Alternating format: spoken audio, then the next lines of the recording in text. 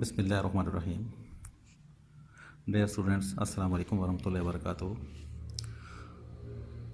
اسلامیات لازمی کا آج ہمارا 6 لیکچر ہے. اس سے پہلے ہم توحید کے حوالے سے کویشچن 2 کر چکے ہیں، بلکہ 3 کویشچن کر چکے ہیں. آج ہمارا چوتھا کویشچن ہے توحید کے حوالے سے انسانی زندگی پر عقیدہ توحید کے اثرات. انسانی زندگی پر عقیدہ توحید کے اثرات. یہ ہمارا کویشچن ہے کہ جو انسان اللہ تبارک و تعالی کی توحید کا قائل ہوتا ہے، اللہ کو ایک مان لیتا ہے، اس کی زندگی میں کس طرح کی تبدیلیاں آتی ہیں، کس طرح کی پازیٹیو چینجز اس کی لائف میں آتی ہیں. تو انشاءاللہ ہم اس کو ڈسکس کریں گے کہ عقیدہ توحید کا قائل شخص کیسی سوچ کا مالک بن جاتا ہے اور اس کا کیسا کردار بن جاتا ہے.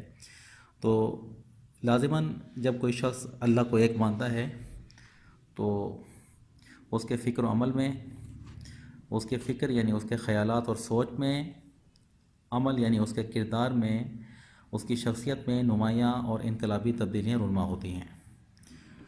تو انشاءاللہ ہم اس کو ڈسکس کریں گے.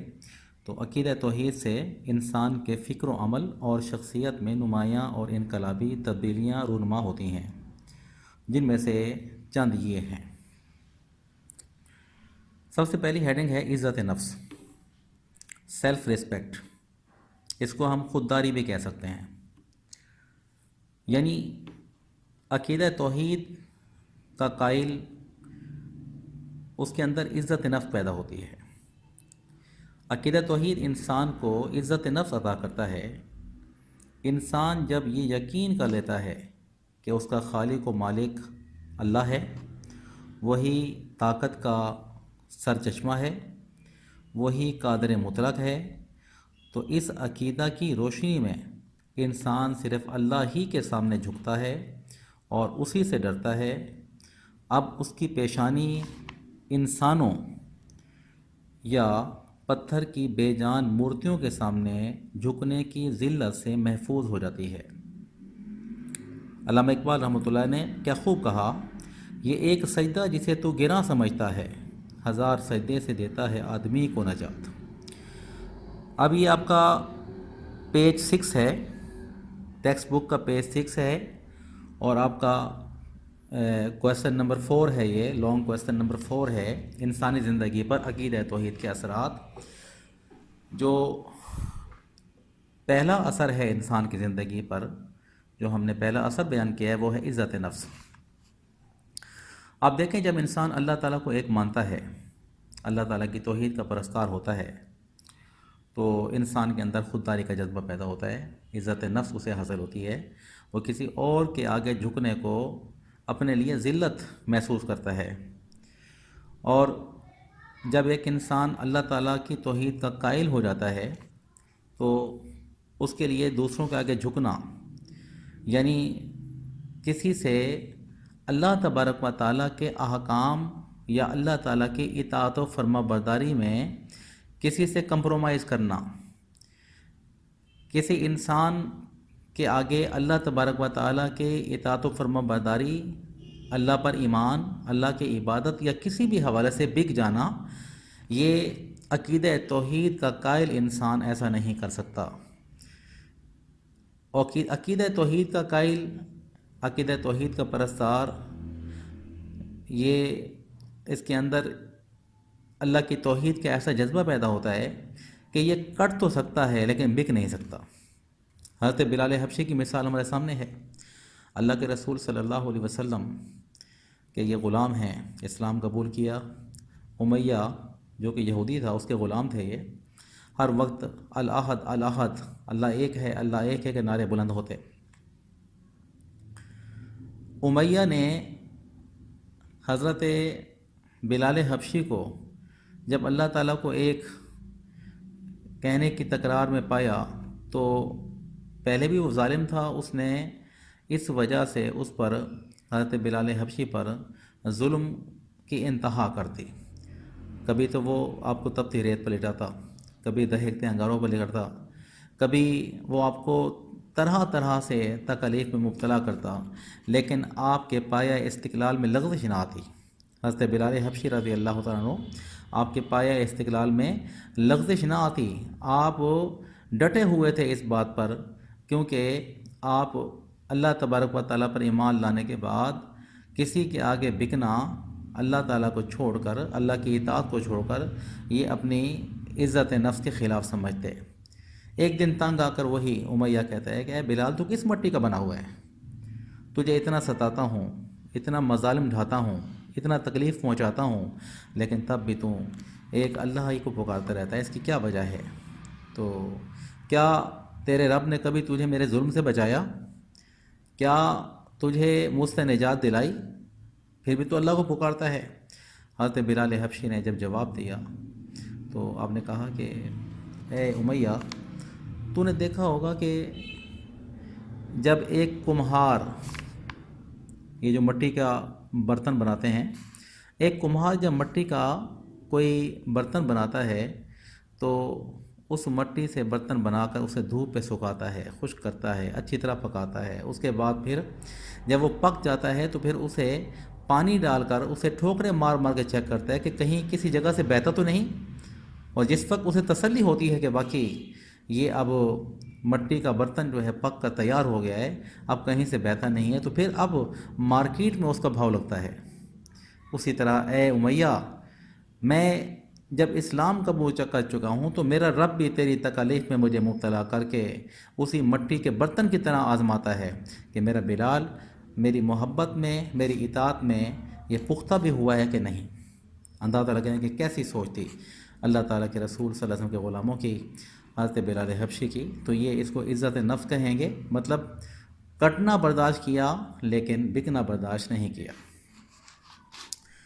سیکنڈ اس کی ہیڈنگ ہے انکسار۔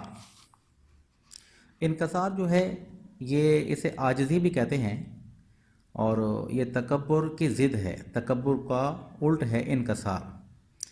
عقیدہ توحید سے تواضع اور انکسار پیدا ہوتا ہے، کیونکہ توحید کا پرستار جانتا ہے کہ وہ اللہ کے سامنے بے بس ہے، اس کے پاس جو کچھ ہے سب اس کا دیا ہوا ہے، جو اللہ تعالیٰ دینے پر قادر ہے وہ چھین لینے پر بھی قادر ہے، لہٰذا بندے کے لیے تکبر و غرور کی کوئی گنجائش نہیں، اسے تواضع و انکسار ہی زیب دیتا ہے۔ پہلے آپ میرا سمجھیں کہ تواضع و انکسار کہتے کسے ہیں؟ انکسار عاجزی کو کہتے ہیں، تکبر کی ضد ہے، تکبر اللہ کو ناپسند ہے، تکبر اس کو زیب دیتا ہے جس سے بڑا کوئی نہ ہو۔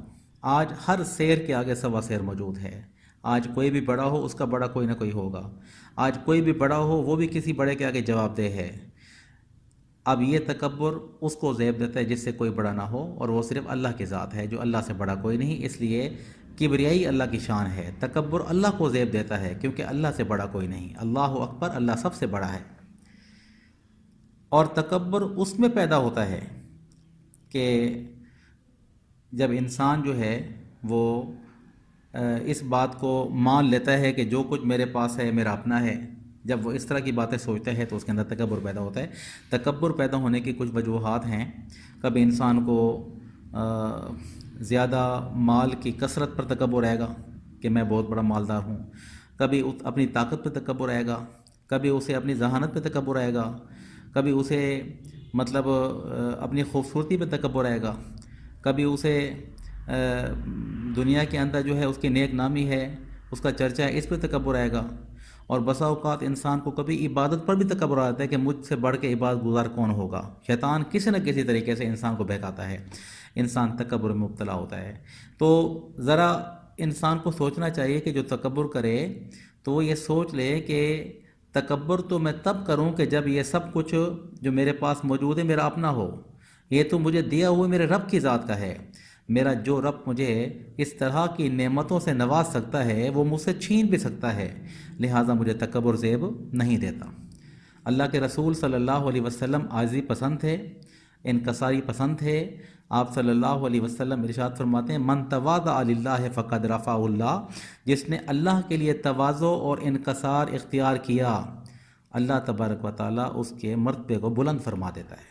تو لہٰذا عقیدہ توحید جو انسان اس کا قائل ہوگا وہ اس بات کو سمجھے گا کہ میں جس رب کو مانتا ہوں، جس رب کی توحید کا قائل ہوں، تکبر اسی کو زیب دیتا ہے، میں اس کا بندہ ہوں، لہٰذا مجھے بندہ بن کے رہنا ہے، میرے اندر انکساری اور عاجزی ہونی چاہیے، تو یہ اس کی زندگی میں تبدیلی آتی ہے۔ نیکسٹ ہے وسعت نظر۔ وسعت نظر کہتے ہیں نظر یعنی نگاہ، دل اور نگاہ کا فراخ ہونا، کھلے دل کا مالک ہونا، کنجسٹڈ مائنڈڈ نہ ہونا، سب کے لیے بھلا سوچنا۔ عقیدہ توحید کا قائل تنگ نظر نہیں ہوتا، کیونکہ وہ اس رحمان و رحیم پر ایمان رکھتا ہے جو کائنات کی ہر چیز کا خالق اور سب جہانوں کا پالنے والا ہے۔ اس کی رحمتوں سے سب فیض یاب ہوتے ہیں۔ اس عقیدے کے نتیجے میں مومن کی ہمدردی، محبت اور خدمت عالمگیر ہو جاتی ہے، اور وہ ساری خلق خدا کی بہتری اور بھلائی کو اپنا نصب العین بنا لیتا ہے۔ یہ کس کے لیے ہے؟ جو اللہ کو مانتا ہے، اللہ کو ایک مانتا ہے، عقیدہ توحید کا قائل ہے، کھلے دل کا مالک ہوتا ہے، کھلے دماغ کا مالک ہوتا ہے، تنگ نظر نہیں ہوتا، یا شیخ اپنی اپنی دیکھ نہیں، یہ نہیں کہ بس اپنا تو بھلا ہو، اپنی بھلائی میں کسی کا نقصان ہو جائے تو کوئی نہیں، ایسا نہیں۔ اللہ کو ماننے والا اس بات کو جانتا ہے کہ ساری کائنات اللہ کا کنبہ ہے، لہذا مجھے اپنے مفاد میں کسی دوسرے کو نقصان نہیں پہنچانا۔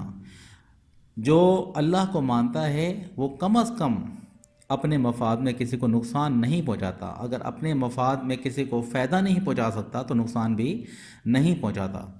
تو لہٰذا جو انسان عقیدہ توحید کا قائل ہوتا ہے تو اس کے اندر وسعت نظر یعنی کہ اس کا دل اور دماغ کھلے، اس کے اندر وسعت پیدا ہوتی ہے اور سب کے لیے وہ اچھا سوچتا ہے۔ اس میں تعلق انسان کا ہو، انسانیت کا ہو، یا اللہ کے دیگر مخلوقات کو ہو، وہ سب پر رحم کرتا ہے، شفقت کرتا ہے اور سب کو اللہ کا کنبہ قرار دیتا ہوئے اللہ تعالیٰ ایمان رکھنے کی وجہ سے ان کا خیال رکھتا ہے۔ استقامت اور بہادری۔ اللہ تعالیٰ پر ایمان لانے سے استقامت اور بہادری پیدا ہوتی ہے۔ مومن جانتا ہے کہ ہر چیز اللہ تعالیٰ کی مخلوق ہے اور اس کی محتاج ہے۔ اللہ تعالیٰ ہی کو سب پر قدرت حاصل ہے، لہٰذا اسی کے سامنے جھکنا چاہیے اور اسی سے ڈرنا چاہیے۔ اس عقیدے کے ذریعے مومن کے دل سے دوسروں کا خوف نکل جاتا ہے اور وہ استقامت و بہادری کی تصویر بن جاتا ہے، اور کسی بڑے سے بڑے فرعون کا خوف اپنے دل میں نہیں لاتا، خواہ بدر و احد کے غزوات ہوں یا حنین و خندق کے، وہ ہر جگہ لا خوف علیہم ولا هم یحزنون، یعنی ان پر نہ کوئی خوف ہے اور نہ وہ غم زدہ ہوتے ہیں، کا پیکر بن جاتا ہے۔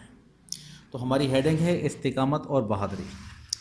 جو انسان اللہ تعالیٰ کی توحید کا قائل ہوتا ہے وہ اپنے دین پر ڈٹ جاتا ہے، اپنے اس ایمان پر ڈٹ جاتا ہے، اس کے اندر استقامت پیدا ہوتی ہے اور وہ بہادری کے ساتھ اپنے اس ارادے پر قائم رہتا ہے۔ دنیا کی بڑی سے بڑی طاقت آ جائے وہ گھبراتا نہیں ہے، یہ اس کی زندگی میں تبدیلی پیدا ہوتی ہے۔ اس کے لیے اگر دیکھیں ہمارے نبی اکرم صلی اللہ علیہ وسلم استقامت اور بہادری کا، استقامت اور صبر کا پہاڑ تھے۔ بہادری آپ صلی اللہ علیہ وسلم کے اندر کوٹ کوٹ کے بھری ہوئی تھی۔ اللہ کے رسول صلی اللہ علیہ وسلم نے اپنے امتیوں کو بھی اسی بات کا درس دیا۔ ایک مومن جو ہے وہ استقامت اور بہادری کا پیکر ہوتا ہے، اپنے نیک ارادوں پر ڈٹ جاتا ہے، اس کے سامنے کتنا ہی اس طرح کے معاملات کیوں نہ آئیں، کتنا ہی اسے تکلیف کیوں نہ پہنچائی جائے، وہ استقامت اور بہادری کے ساتھ اپنے دین پر ڈٹ کر رہتا ہے۔ نیکسٹ ہیڈنگ ہے رجائیت اور اطمینان قلب۔ رجائیت کے معنی ہے مایوس نہ ہونا، امید کو ختم نہ کرنا، پر امید رہنا، اور اطمینان قلب، قلب کہتے ہیں دل کو، اطمینان کہتے ہیں مطمئن ہونے کو، سکون کو کہتے ہیں اطمینان، یعنی نا امید نہ ہونا، یعنی پر امید ہونا اور دل کو سکون پہنچنا۔ یہ جو انسان اللہ تعالیٰ کی توحید کا قائل ہوتا ہے اس کا دل ہمیشہ مطمئن رہتا ہے، وہ کبھی مایوس نہیں ہوتا۔ عقیدہ توحید کا ماننے والا مایوس اور نا امید نہیں ہوتا، وہ ہر وقت اللہ تعالیٰ کی رحمت پر آس لگائے رکھتا ہے، کیونکہ وہ جانتا ہے کہ اللہ تعالیٰ اس کی شہرک سے بھی زیادہ قریب ہے، وہ بڑا رحیم و کریم ہے، وہ تمام خزانوں کا مالک ہے، اور اس کا فضل اور اس کا کرم بے حد و حساب ہے۔ انسان جس قدر دل کو اللہ تعالیٰ کی طرف متوجہ کرتا ہے، اس کے دل کو اتنا ہی اطمینان نصیب ہوتا ہے۔ یہ رجائیت اور اطمینان قلب، پر امید ہونا اور دل کو مطمئن رکھنا۔ سب سے پہلی بات یہ ہے کہ دنیا کا قاعدہ ہے کہ نا امید تو وہ ہو جس کا کوئی نہ ہو، جس کا کوئی ہے اسے نا امید ہونے کی ضرورت نہیں۔ مایوس وہ نہیں ہوتا کیونکہ اسے تھپکی دینے والے ہوتے ہیں۔ اگر ایک بچہ اپنے کسی کام میں ناکام ہو جائے تو اس کے پیرنٹس، اس کے بڑے تھپکی دیتے ہیں، بیٹا کوئی بات نہیں، ہمت کرو، اللہ آپ کو کامیاب کرے گا۔ تو وہ اس ہمت اور حوصلے کے ساتھ اپنی دنیاوی ترقیوں کے منازل طے کرتا چلا جاتا ہے۔ ایک انسان جب دوسرے انسان کی تھپکی پر پر امید ہو جاتا ہے تو اندازہ لگائیے کہ جب انسان کسی کام میں مایوس ہونے پر اس رب تبارک و تعالیٰ کی حمایت پاتا ہے، اسے اللہ پر امید ہوتی ہے کہ میں اللہ کی آس پر یہ کام کر رہا ہوں، تو یقیناً اللہ تبارک و تعالیٰ اس بندے کو مایوس نہیں کرتا، کیونکہ قرآن مجید میں اللہ کا ارشاد ہے لا تقنطوا من رحمت اللہ، اللہ کی رحمت سے نا امید مت ہونا۔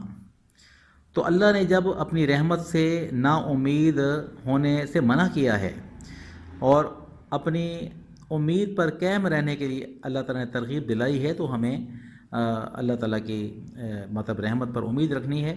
تو لہٰذا جو انسان اللہ تعالیٰ کی توحید کا قائل ہوتا ہے وہ کبھی نا امید نہیں ہوتا، وہ رجائیت اور اطمینان قلب اسے حاصل ہوتا ہے، اس کا دل ہر وقت مطمئن رہتا ہے کہ کوئی ہو نہ ہو میرا رب تو ہے، لہٰذا مجھے مایوس نہیں ہونا۔ تو لہٰذا اس کی زندگی میں تبدیلی آتی ہے کہ وہ رجائیت اور اطمینان قلب کا پیکر بن جاتا ہے۔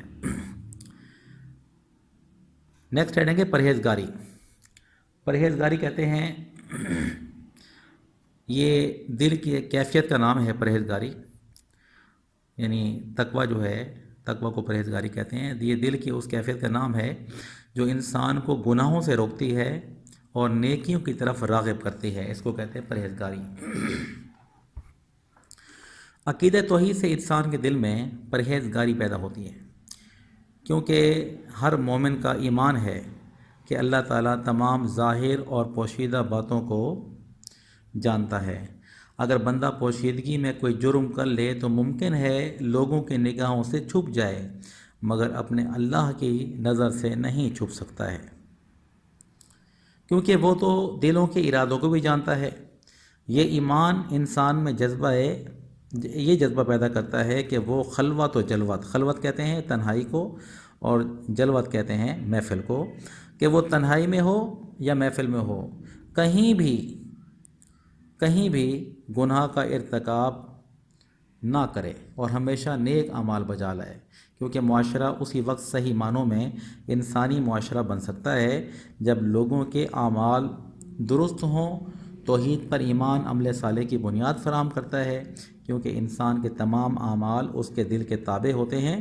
اگر دل میں ایمان کی روشنی موجود ہو تو عمل صالح ہوگا، عمل صالح یعنی نیک عمل ہوگا۔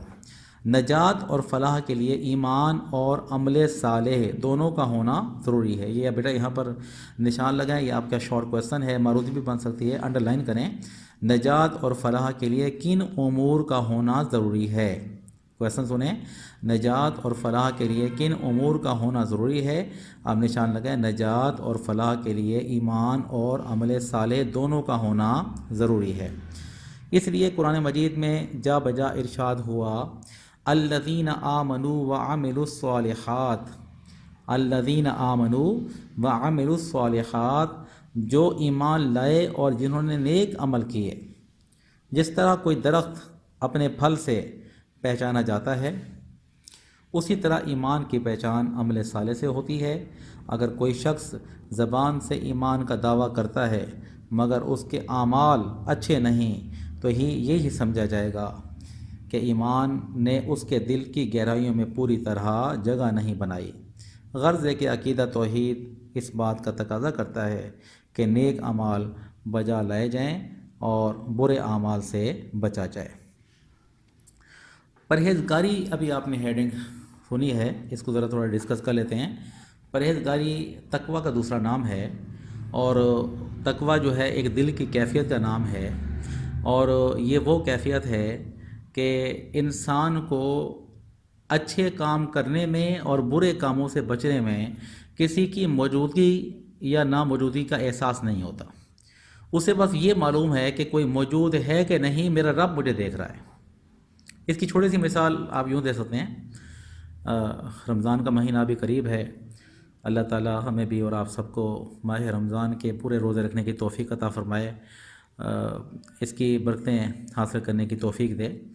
اس کی ہر گھڑی رحمت بھری ہوتی ہے۔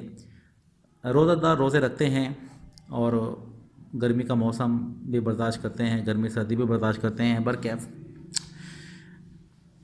ایک مثال یوں دے سکتے ہیں کہ ایک روزہ دار روزہ رکھتا ہے اور یوں سمجھیں کہ صبح سحری کرنے کے بعد 2 4 5 گھنٹے وہ گزار لیتا ہے، اس کے بعد اسے بھوک پیاس کا احساس شروع ہو جاتا ہے۔ خاص طور پر جب گرمی کا موسم ہوتا ہے، دن بڑے ہوتے ہیں، اسکول کالجز میں اسٹوڈنٹ نے جانا ہوتا ہے، اسکول میں آئے یا کالج میں آئے، دن کا وقت وہاں گزارا، پڑھنے کے بعد یہاں سے روانہ ہوئے، گھر جاتے ہیں، دھوپ برداشت کی، پیاس برداشت کی، بہت شدت کی پیاس ہے، بھوک بھی ستا رہی ہے، گھر پہنچتے ہیں، وہاں پر جا کر دیکھتے ہیں کہ فریج بھی اوور لوڈ ہے، بھری ہوئی ہے فریج بھی، انواع اقسام کی چیزیں فریج میں رکھی ہوئی ہیں۔ اب کچن میں دیکھتے ہیں کوئی بھی نہیں ہے، پیرنٹس موجود نہیں ہے، کوئی دیکھنے والا نہیں ہے، چاہیں تو ہم کوئی چیز بھی اٹھا کر کھا سکتے ہیں۔ فریج کھولنے کے بعد باقاعدہ اس سے اچھی اچھی چیزوں کی لپٹیں بھی آ رہی ہوتی ہے، خوشبو بھی آ رہی ہوتی ہے، منہ میں پانی بھی آ رہا ہوتا ہے کہ یہ چیز میں کھانے کے لیے استعمال کروں۔ ہاتھ بھی بسا اوقات بڑھا دیتے ہیں، بسا اوقات ہاتھ بھی بڑھا دیتے ہیں، لیکن ان چیزوں کو ہاتھ لگا کے پھر ہاتھ پیچھے ہٹا لیتے ہیں، کوئی چیز کھاتے نہیں ہیں۔ اب بتائیے، دیکھنے والا کوئی نہیں دیکھ رہا آپ کو، کچن میں کوئی موجود نہیں، گھر میں کوئی موجود نہیں، آپ کو کھاتا ہوا دیکھنے والا کوئی موجود نہیں، لیکن پھر بھی کون سی طاقت ہے جس نے آپ کے ہاتھ کو پکڑ رکھا ہے اور آپ اتنی بھوک اور پیاس کی شدت کے باوجود بھی کوئی چیز کھانے کا استعمال نہیں کرتے؟ یہ ہے تقویٰ کی طاقت، اس کو کہتے ہیں پرہیزگاری۔ اور یہ پرہیزگاری انسان کو کب نصیب ہوتی ہے؟ جس وقت انسان کا ایمان کامل ہوتا ہے، جب اللہ پر ایمان ہوتا ہے، اللہ تعالیٰ کی توحید کا قائل ہوتا ہے، اسے معلوم ہے کہ میرا رب تو مجھے دیکھ رہا ہے، جس رب پر میں ایمان رکھتا ہوں میں اس کے غیب پر ایمان رہا ہوں۔ یؤمنون بالغیب، ایمان والوں کی تعریف کی گئی کہ ایمان والے تو ہے وہ جو غیب پر اللہ پر یقین رکھتے ہیں، اللہ کو دیکھا نہیں ہے لیکن اللہ تبارک و تعالیٰ کو ان دیکھے اللہ پر یقین رکھتے ہیں، انہیں اس چیز کا احساس ہے کہ میرا رب ہے بھی صحیح اور میرے بالکل قریب ہے، مجھے دیکھ رہا ہے۔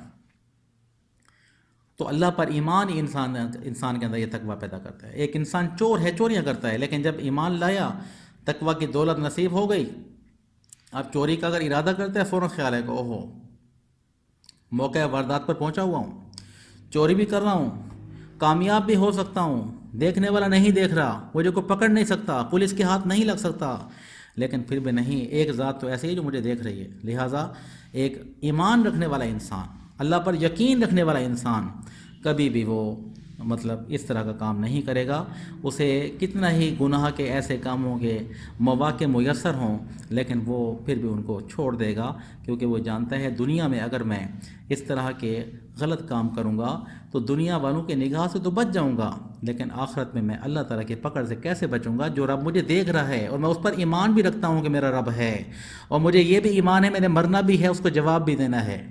تو جب انسان کے اندر یہ جذبہ پیدا ہوتا ہے تو انسان پرہیزگار بن جاتا ہے۔ تو بیٹا یہ ہمارا کویسچن تھا آج، عقیدہ توحید کے انسانی زندگی پر اثرات۔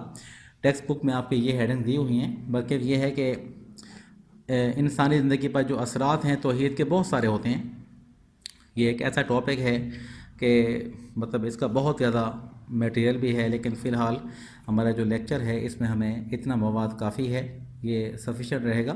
آپ اس کو تیار کریں، تیار کرنے کا طریقہ یہ ہے کہ آپ لوگوں نے یہ ٹیکسٹ بک کا پیج پہلے نکالنا ہے، آپ نے یہ 6 پیج ہے ٹیکسٹ بک کا، اور عقیدہ توحید، انسانی زندگی پر عقیدہ توحید کے اثرات، پہلے آپ نے ترتیب سے ان کی ہیڈنگ کو یاد کرنا ہے۔ ان کے جو مین پوائنٹس ہیں، ہیڈنگس ہیں، عزت نفس ہے، انکسار ہے، وسعت نظر ہے، استقامت اور بہادری ہے، اس کے علاوہ رجایت اطمینان قلب ہے، اس کی چھٹی ہیڈنگ پرہیزگاری ہے۔ ترتیب سے آپ ہیڈنگ یاد کریں، اور ہیڈنگ یاد کرنے کے بعد پھر اس سے ریلیونٹ جو اس کا میٹیریل ہے اس کو تیار کریں۔